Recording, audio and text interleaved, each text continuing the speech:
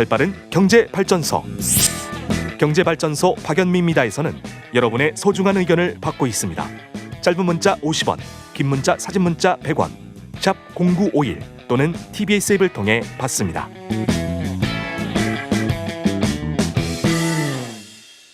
저희 로고 목소리가 확 젊어졌죠. 여러분 좋다는 의견 아까 많이 보내주셨는데요. 오늘 출첵할게요. 1등 데이브 초이님이세요. 발전 부자가 되고 싶어요. 저도요. 2등 핑크로봇님. 저보다 동생이라고 하셨는데 나중에 이제 공개 방송할 거예요. 그때 와서 우리 서로 확인하기로 해요. 7241님 혹시 1등 하셨는데 아차상이에요. 0843님 오늘 1등 했나요? 두근두근. 아하 아차상 4등입니다.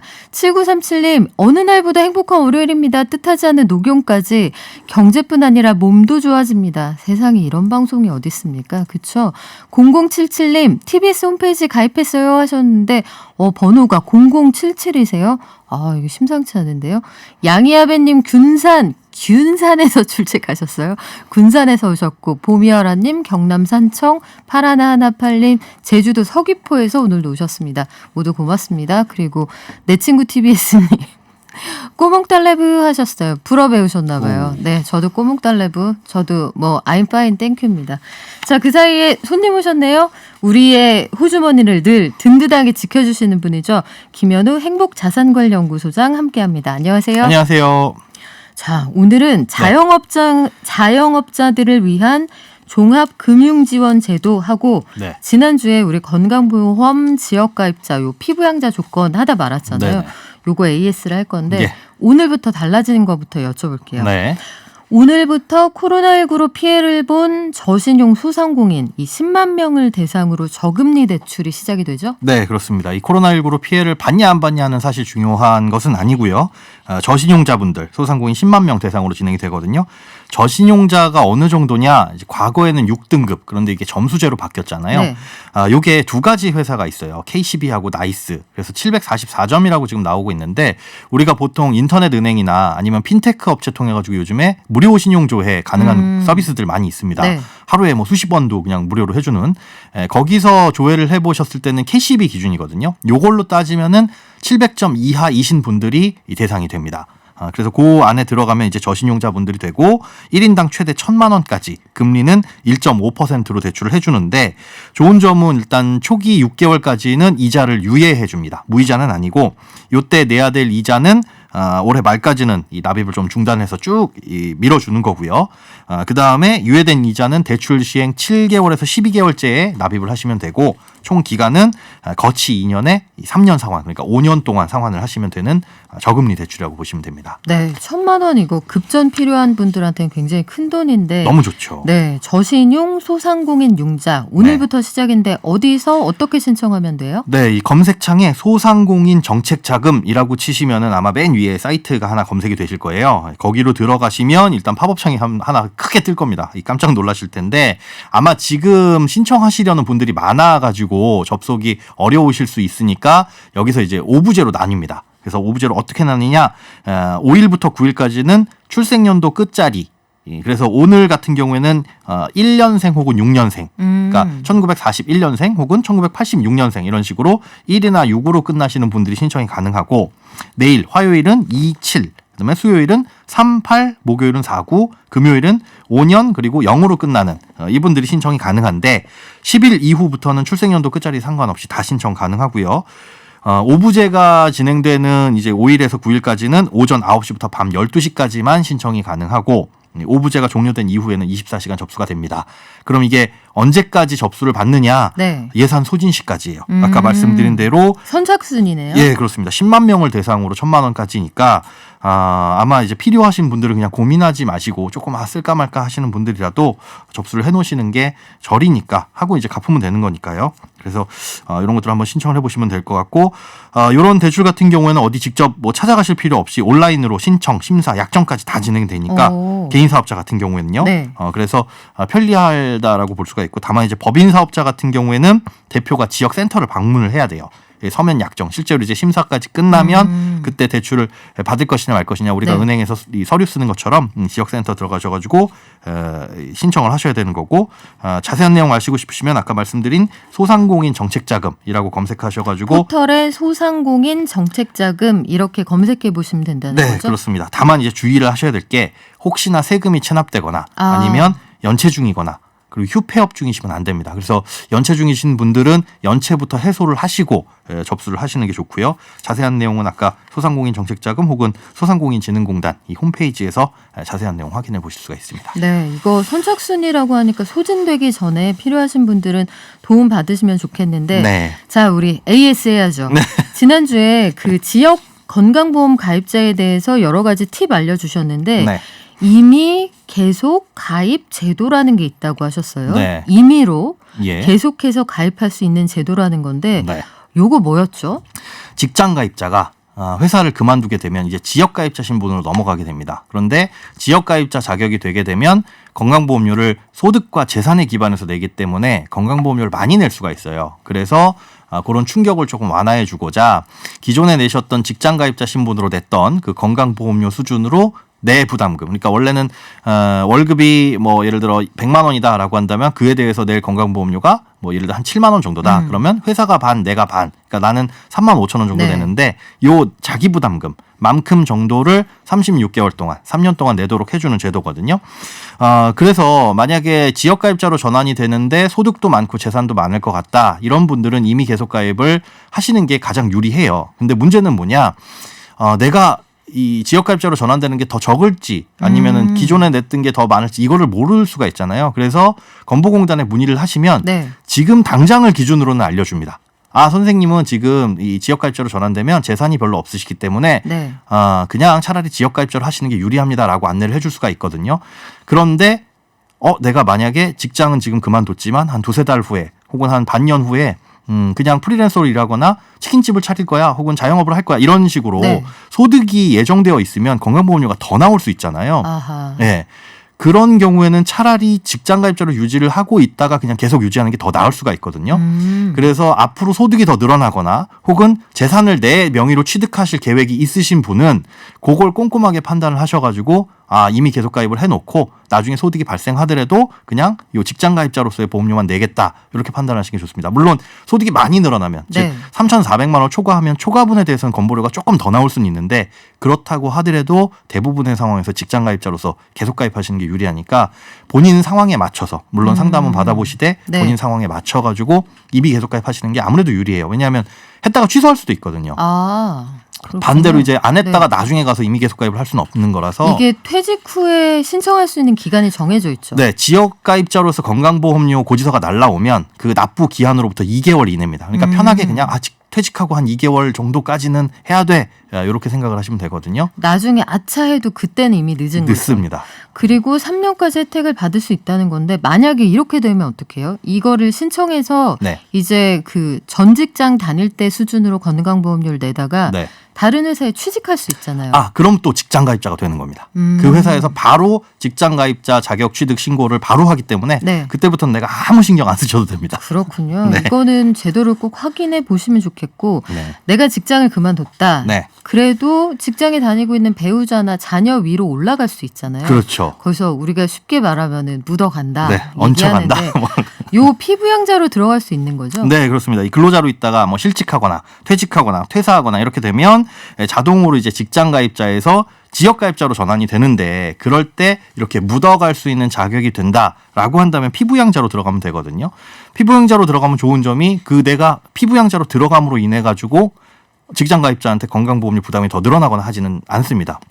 그러니까 전혀 그런 금전적인 부담은 없기 때문에 가능하시면은 피부양자 요건에 해당하시면 건강보험공단에 요청을 하셔가지고 들어가셔야 되는데 제가 이 말씀을 왜 드리냐면 어르신분들 중에 그 피부양자 되면은 혹시 자녀분들의 건강보험료가 올라가지 않나라고 잘못 알고 계신 경우가 꽤 있더라고요. 그러니까 입장권을 조금 더 끊어야 되는 줄 알고. 네네. 그런 거 전혀 없으니까 그런 가능하시면은 피부양자 자격이 되시면 들어가시는 게 좋은데 이때는 소득과 재산을 본다라는 거. 요건이 강화됐다면서요? 네, 그렇습니다. 이게 소득 요건이 조금 더 강화됐어요. 2018년 6월까지는 이게 공적연금, 금융소득, 그다음에 근로나 사업소득 각각 4천만 원 그리고 합쳐가지고 1억 2천이 각각 4천만 원만 초과하지 않으면은 상관이 없었거든요. 근데 이게 조금 강화돼서 이제 올해 6월부터는 1단계가 적용받습니다. 연간 소득 3,400만 원 이하여야 피부양자가 될 수 있고 내년 7월부터 또 2단계가 시행되는데 그때는 연간 소득 2천만 원 이하여만 된다. 그러니까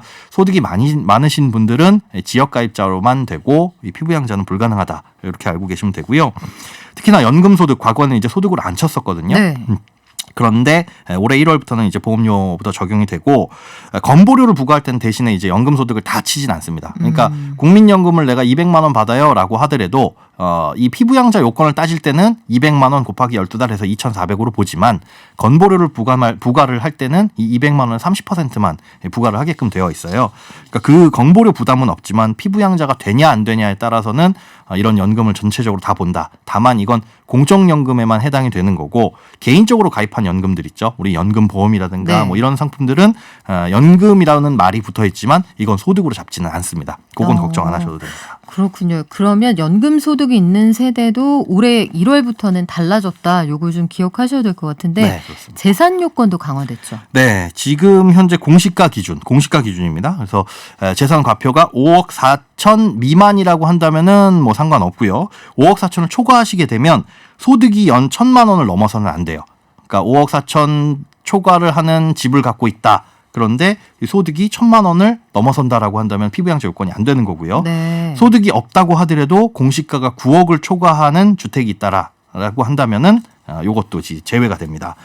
참고를 하실 때 이런 이제 재산을 따질 때는 부채는 차감을 하지 않아요. 그러니까 6억짜리 집이 있는데 내가 3억 원 대출입니다라고 하더라도 재산으로 잡히는 건 6억 이렇게 보시면 됩니다. 요게 지금 1단계 적용인 상태인 거고요.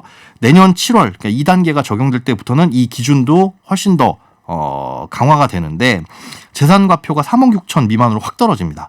그리고 3억 4천 초과 시에는 연소득 1,000만 원 미만이어야 되는데 그러니까 지금 내가 가지고 있는 재산이 여기 언저리에 아슬아슬하게 걸려 있다라고 한다면 내년에는 이제 피부양자로 못 있을 수가 있는 거니까 그걸 대비하시거나 대비를 어떻게 해? 그러니까 내가 건강보험료를 낼 준비를 하시거나 아니면 재산을 내 명의로 있는 거를 처분을 하시거나 혹은 명의를 이전하시거나 이런 준비는 내년 7월까지는 좀 필요하다 이렇게 머릿속에 두고 계시면 됩니다. 그렇군요. 지금 이제 전반적으로 부동산 가격이 좀 올라가고 있는 추세니까 네. 자녀들에게 피부양자로 되어 있는데 만약에 집 한 채 가지고 나 월세 받는다 예. 하는 분들 가운데는 이 요건이 충족이 안 될 가능성이 커지는 그렇습니다. 거네요. 그게 사실은 네. 더 클 수 있거든요. 그러니까 월세로 내가 연금소득 조금 일으켜가지고 연금처럼 네. 이런 어떤 소득을 좀 일으켜가지고 노후 생활을 해야지라고 준비하셨다가 피부양자 자격 요건이 안 돼서 오히려 건강보험료를 부담하는데 그때는 소득과 이 갖고 있는 집에 대해서 전체적으로 부과를 하다 보니까 오히려 더 많은 돈이 나가는 수도 생겨요. 그러니까 그런 부분에 있어서 본인 명의의 자산을 조금 축소시키거나 하실 필요는 있습니다. 나이 제한도 있나요? 나이 제한 같은 경우에는 배우자나 직계 좀비 속은 상관이 없어요. 그런데 이 형제자매일 경우에 나이를 봅니다. 예. 형제자매일 경우에는 만 30세 미만이거나 혹은 65세 이상 혹은 뭐 장애인이나 국가유공자, 뭐 보훈 대상 상인자일 경우에만 가능하고 배우자나 직계 좀비 속일 경우에는 나이 제한 특별히 없다. 이렇게 기억해 두시면 됩니다.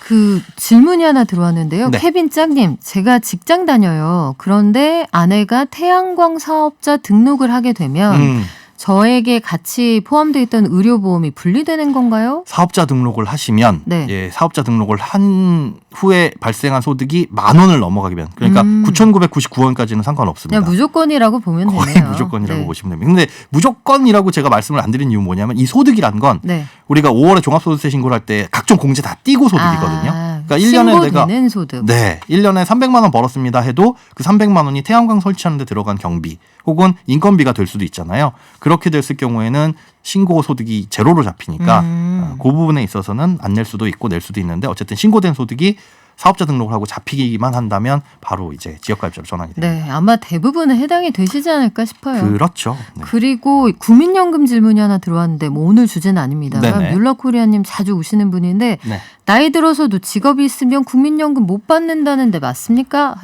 하셨네요. 아예 못 받는 거는 아니고요. 이 소득이 일정 기준을 초과하게 되면 국민연금이 좀 깎여서 나오기는 합니다. 그런데 계속 우리 영원불멸하게 깎이는 건 아니고 일정 기한을 두고 최대 50%까지 깎이기는 하는데 그 부분에 있어서 소득 기준선은 매년 좀 달라져요. 조금씩 높아지니까 한번 이 국민연금공단에다가 전화하셔가지고 문의하시면은 그 소득 기준을 알려드릴 겁니다. 네, 뭐 이게 뭐 소득을 재분배하는 기능이 있기 때문에 그렇죠. 아마 직업이 있어서 든든한 소득이 있는 분들은 더 어려운 분들 좀 도와주세요. 이런 의미가 담겨 있는 제도로 알고 있습니다.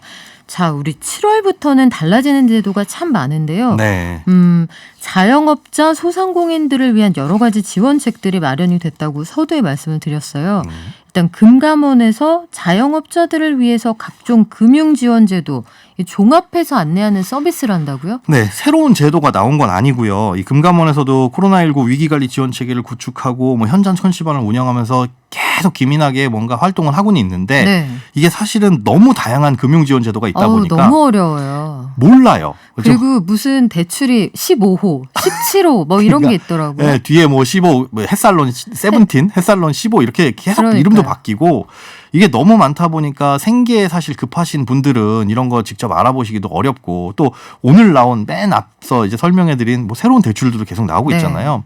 이게 해주는 지원 기간마다 좀 다르다 보니까 이걸 못 챙겨서 가시는 분들이 많아서 이제 금감원에서 자영업자를 위한 종합금융지원 제도 안내 이런 것들을 하고 있습니다. 그러니까 일종의 소상공인에게 지원되는 각종 제도들을 일목요연하게 나열하는 목차 같은 거다.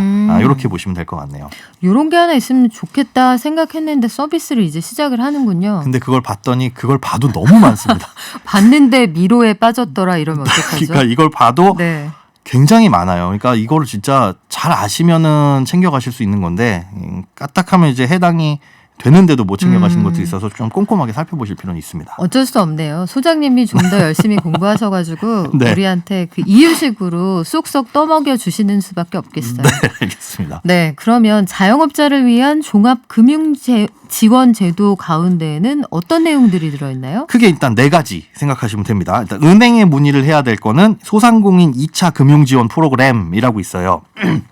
사업 자금이 필요하면 최대 2천만 원 한도로 긴급 자금을 대출을 해주는데 집합 제한 업종 걸려섰던 분들이 있으시죠. 이분들한테는 최대 1,000만 원 추가 대출, 그러니까 총 3천만 원까지 됩니다. 네. 요거는 거래하시는 은행에 문의를 하시면 되는 거고요.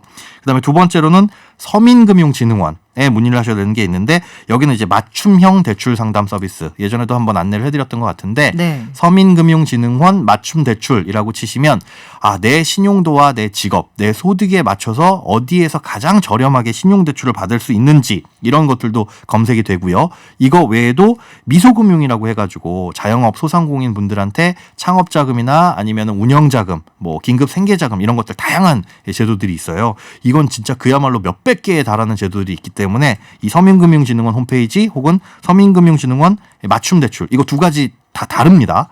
다른 사이트로 연결이 되는데 들어가 보셔가지고 꼼꼼하게 한번 확인을 해보셔야 되고 세 번째는 소상공인 시장진흥공단 여기서 해주는 이 경영안전자금 대출 이런 것들도 있습니다.